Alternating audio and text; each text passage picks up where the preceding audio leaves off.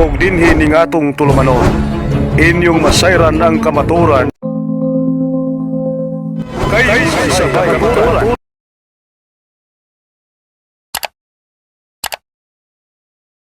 Gago! Sira ulo mo! Gago ka pa! Walang gago sira ulo, tarantado! Kalaban ka ng Diyos! So ba inyo ang kapayapaan ng Diyos, muli sa awat tulong ng Diyos ay nandito na naman tayo sa ating episode ng Ang Dating Landas kung saan ang titulo ay Ituwid Natin si Jun Alcarcon. Ngayon ay walang tigil sa pag-iyak si Jun Alcarcon at pinatatamaan tayo ng pinatatamaan sa kanyang programa na tinatawag daw na Ang Tinig ng Diyos. At samantalang di naman Diyos ang sumasagot si Jun Alcarcon. Di dapat tinig ni Jun Alcarcon. Pero mo marunong ka pa kay Pablo. Bakit? Sa unong-uno hanggang 2 ng Hebreo, ang huling pinagpahayagan, huling kinausap ng Diyos si Kristo. Kaya ang sabi sa 17:5 ng Mateo, baka hindi mo alam, kasi sinasabi mo, tanga ko, ang dapat nating pakinggan si Kristo. Tama? Eh, ikaw ang sumagot. Hindi naman si Kristo. Wala naman sa tabi mo si Kristo. Wala naman sa tabi mo yung Diyos. Dahil hindi tinig ng Diyos yan. Tinig ni Jun Alcarcon yan. Dahil hindi naman kakasangkapanin ng Diyos yung demonyo. Hindi ko sinasabing ikaw, ha? Ngayon, meron siyang inirereklamo patungkol sa rebulto. Pero bago natin pasimulan ito, i-play natin ang kanyang pag-iyak. Meron siyang sinabi sa atin, na i-play natin mga kapatid at tingnan nyo kung gaano kalakas umiyak itong baby damulag na ito. I-play natin.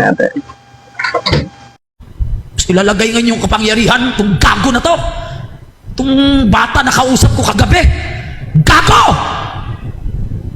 Sira ulo mo! Gago ka pa! Gago sira ulo, tarantado! Kalaban ka ng Diyos! Wow! Ang power mo, kapatid na JB, grabe, nakakatakot masyado. Grabe yung yung sigaw niya. Minura ako, Ang daming mura, tarantado, gago daw, siraulo, engot, palaka, sisiw, baboy, pusa.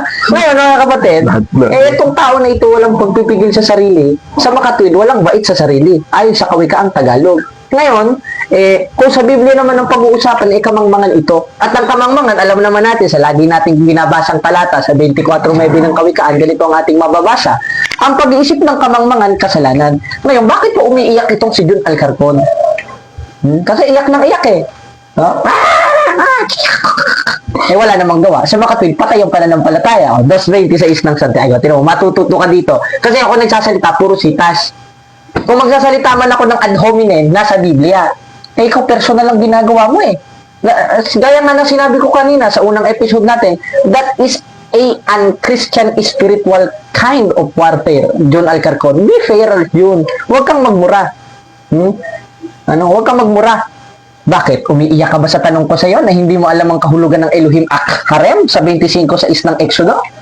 Ngayon, tinitira niya mga kapatid, ako, personally, at ang aral ng simbahan na rebulto. Ngayon, kalaban ko daw ang Diyos, wala akong pipil doon. Kalaban ko naman talaga ang Diyos mo. Dahil yung Diyos mo, yung sinasabi ni Pablo sa 4:4 ng 2 Korinto, na Diyos ng sanglibutan kagaya mo dahil mapagtungayaw ka. 5:19 ng Galacia. At hayag ang gawa ng laman, yung laman sa demonyo, alam na kung sino bumulag dito at alam na kung sino Diyos nito. Talagang kalaban ko yung Diyos mo. Dahil yung Diyos mo, yun ang ama mong diablo, sinungaling ka. O manloloko ka. O basahin natin At hayag ang gawa ng laman sa makatwid ay mga ito. Pangangalo niya pagkapit karumihan, kalibugan, at pagtutungayaw. Nagtutungayaw ba siya, kapatid na JB? Nagtutungayaw. Grabe, daig pa si, smart glass, Daig pa yung mga Ay, nako, Jun Alcarcon. Kaya nga yung sabi ng lola ko, meron talagang tumatanda ng paurong.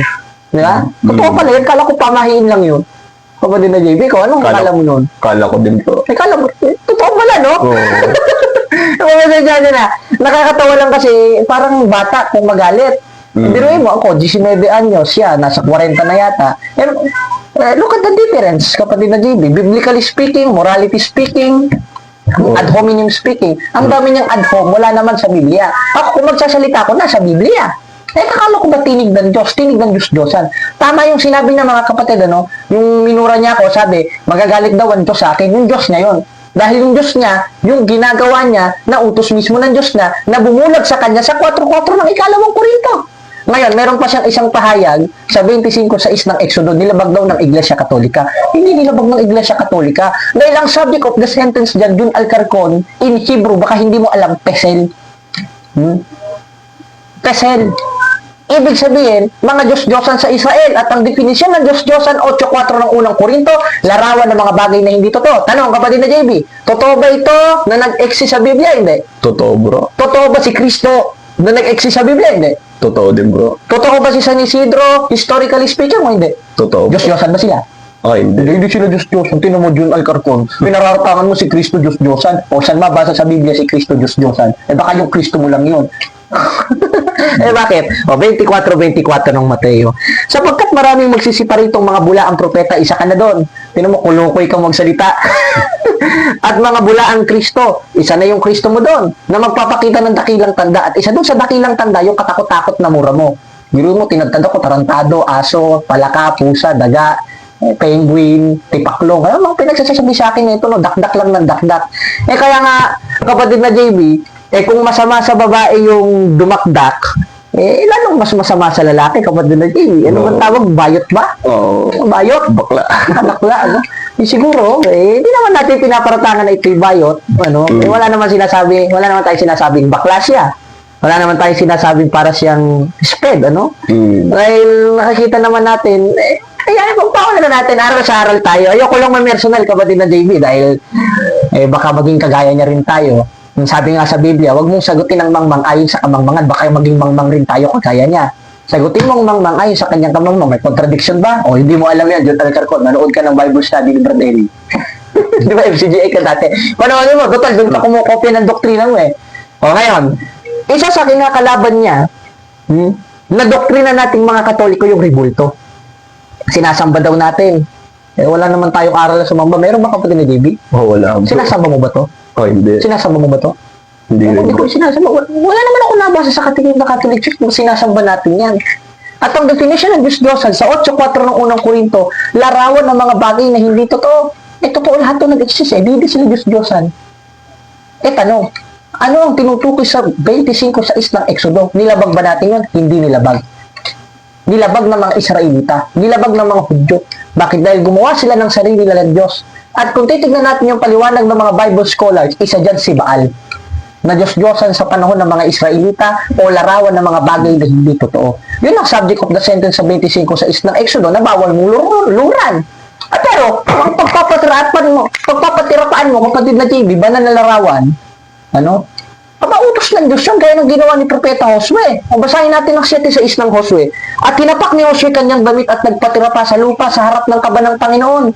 At yung nakapaloob sa kaba ng Panginoon na pinagpatirapaan ni Propeta Josue na ayaw ni Jude, 9:5 ng Hebreo, at sa ibabaw ng kaba ng Panginoon ay merong larawan. At alaman naman natin, ayon sa Biblia, nandun ang kaluwalhatian ng Diyos.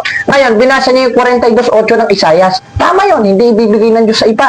Saan iba? Yung mga Diyos-Diyosang rebulto. At yun ang isa sa tinutukoy sa 25:6 ng Exodo na bawal gawin at bawal pagpatirapaan. Ngayon, kung yun ay tumutukoy sa lahat ng rebulto, bakit hindi sinaway ng Diyos si Josue? Sinaway pa ng Diyos kung kailan hapon na. Bakit? Dahil nagpatirapa si Josue hanggang hapon. Dahil kung absolutong bawal yun, dapat unang minuto pa lang pinuna ng Diyos si Josue. Pinatagal pa hanggang hapon eh. Kung pagsamba sa Diyos-Diyosan yun, napakasama naman ng Diyos. Yung Diyos mo na sana yung John Alcarcon, ano? Dahil palamurak eh. Kung basa ng UP Dictionary, wala naman sa Biblia yun. So, wala ba sa Biblia yun? Wala sa Biblia yun, Alcarcon. Ngayon, bakit merong larawan ng Iglesia Katolika? Bago natin sagutin yan, panoodin muna natin ang kanyang video kung kailan nagwawala siya dun sa membro niya na kala mong nagmamakton. Hindi yata nakakain, kapatid na JB. Panoodin natin. Panoodin natin. At sa katotohanan. Saan ka sasamba, kapatid na Sina? Sa espiritu at katotohanan. Sa Buddha? Hindi po. Sa kahoy? Sa bato? Hindi. Ay, hindi naman namin sinasamba yan. Ay, di tanggalin nyo. Ba't ayaw nyo alisin? Di ba ganon, mga kapatid? Yes, opo. Ha? Hindi ginagalang namin yan! Ay, ba't yung nanay mo wala ang picture? Yan, mga kapatid. At nakita natin, binasa niya yung 4.24 naman na talagang yung stand niya, stand ko rin noon. Kaya, alam mo kapatid na JB, mga kababayan, kung lalaban sa akin ng debate ito, eh talagang mangangayayat ito sa tanong eh. Tanong mo sa akin, bakit? Bakit, bro? Bago niya pabasahin, alam ko na babasahin niya. Kasi mo, yung nagka-discussion kami, di ba? Babasahin niya yung nasa Isayas, inunahan ko na. Babasahin niya yung 3.9 ng Tito, inunahan ko na. Kaya ganyan nang gagalaiti yung mga ngaral na yan eh. Kapatid na JB. Ngayon, binasa niya ang 4.24 ng 1. Wala naman tayong tutol dun eh. O, basahin natin, John Alcarcon. Tingnan mo, matututo ka.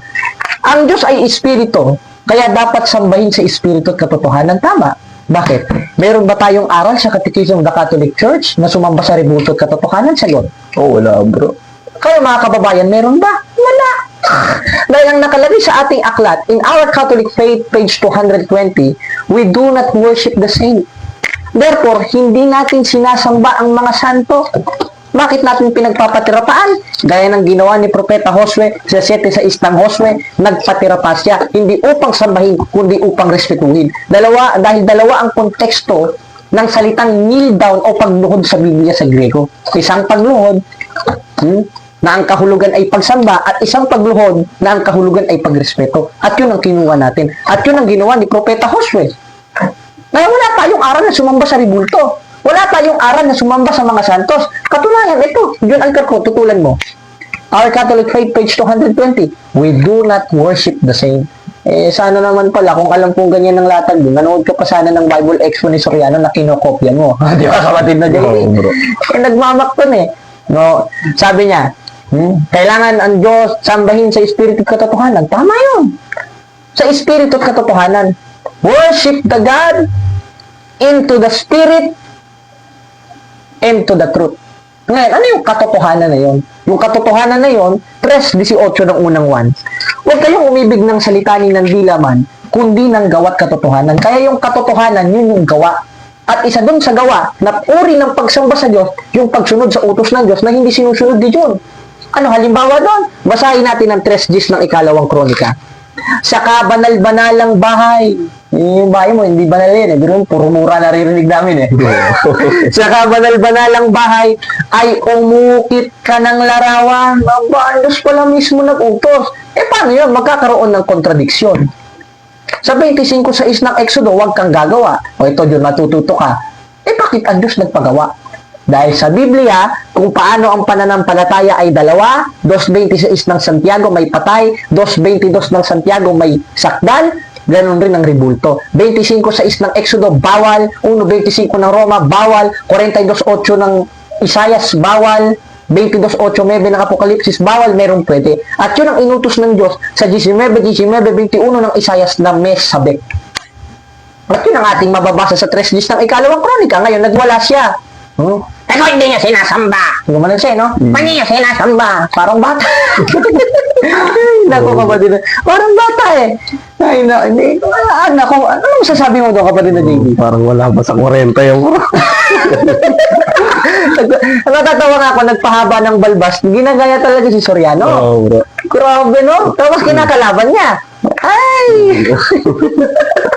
Ngayon, binasa niya kanina, ikinotes niya mga kapatid, galit na galit, dahil naipit natin sa unang tanungan. Ang sabi niya, kung di yung sinasamba, ba't tayo nung alisin? Hindi talaga palang kakontra ng Diyos itong taong ito. Tanong mo sa akin, bakit? Bakit? Ang Diyos pinapalagay niya eh. Tapos ikaw naman, ayaw mo ipalagay, pinapaalis mo. Ano pakailan mo? Marunong ka pa pala sa Diyos. O, tayo magagalit ang Diyos, hindi sa amin. O, sabi ulit natin ng 6:29 ng unang hari. At kanyang inukitan lahat ng panig ng bahay sa palibot ng mga inukit na larawan. Pag sinabing larawan, kagaya ba yun nung nasa 26 ng Exodo? Kagaya. Kaso ang pinagkaiba, bawal na larawan ang nasa 26 ng Exodo. Pero, yung nasa 6:29 ng unang hari, 3:10 ng ikalawang kronika, mismo ang Panginoong Diyos ang nag-utos nun, hindi para sambahin, kundi upang respetuhin. Ay kung para sa kanya, may bawal pala respetuhin, kailangan tanggalin, di sana, ikaw na lang nagsulat ng 3:10 ng walat bias. Total, nagmamarunong ka eh. Nagpapamagaling ka sa mga miyembro mo, nagwawala ka dyan, wala ka namang kaaway, gumagawa ka ng sarili mong multo, tapos yun ang kakalabanin mo, talagang tanga ka. Ano? Ganun na nangyayari ka ba din na JB, di ba? O, ngayon, mga kapatid, kung hindi naman pala natin sinasamba, nirerespeto, ba't hindi natin inalis? iyon nga ang tanda na sumasamba tayo sa Diyos, sa Espiritu at katotohanan na ating mababasa sa 4:24 ng 1. Bakit? Dahil ang pagsamba sa Diyos, hindi sa kahoy, ngayon ay wala tayong aral, hindi sa ribulto, dahil wala tayong aral nun, kundi sa Espiritu at katotohanan. And the one of manifestation, o isa sa manifestasyon ng pagsamba sa Diyos, gaya ng katotohanan, yung pagsunod sa utos niya na walang dakdak, gaya ng ginagawa mo, dumadakdak ka ng dumadakdak na wala ka namang kaaway. At isa doon, yung nasa 3:10 ng 2 Kronika, na ang Diyos mismo nag-utos, na ano? Na sa kabanal-banalang kapatid na JB ay gumawa ka ng larawan. Paano matututulan yan? Sabi mo naman kanina, sinasamba namin. Wala naman kaming aral na sumamba. Dito mismo tutulan mo. At nasa Catechism of the Catholic Church, we do not worship the saint. And according in this, what kind of book of this?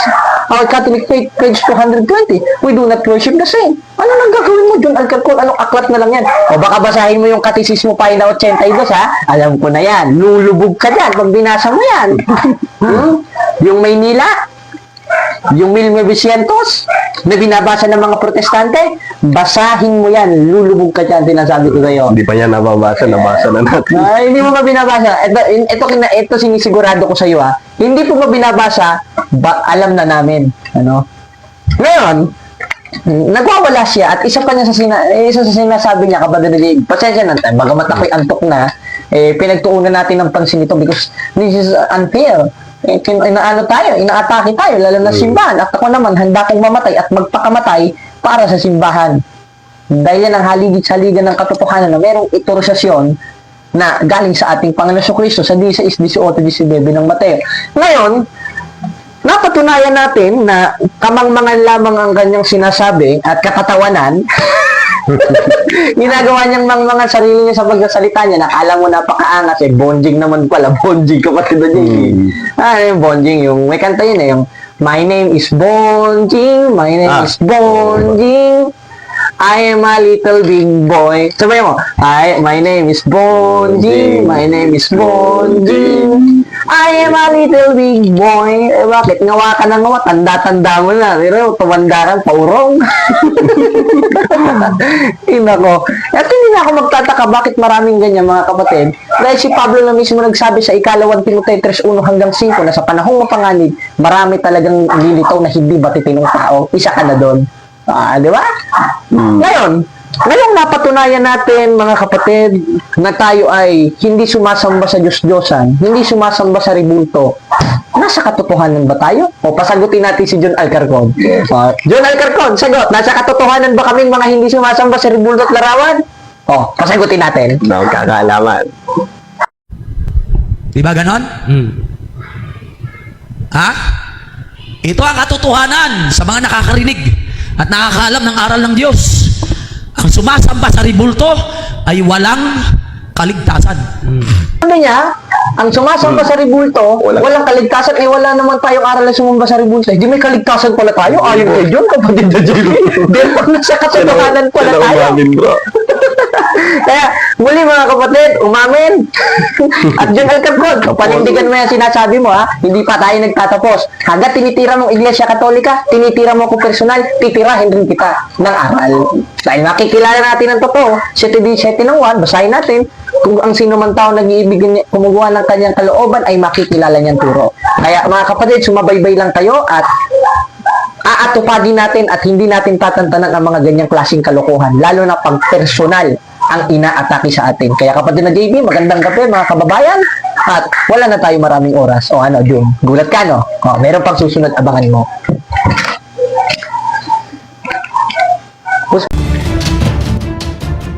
Ug inyo nang nabati ang mga kamatuoran dinhi ning atong tulumanon. Kay sabay kamatuoran. Ako lang hinaot, kadaghang kamog lakatunan. Daghang salamat.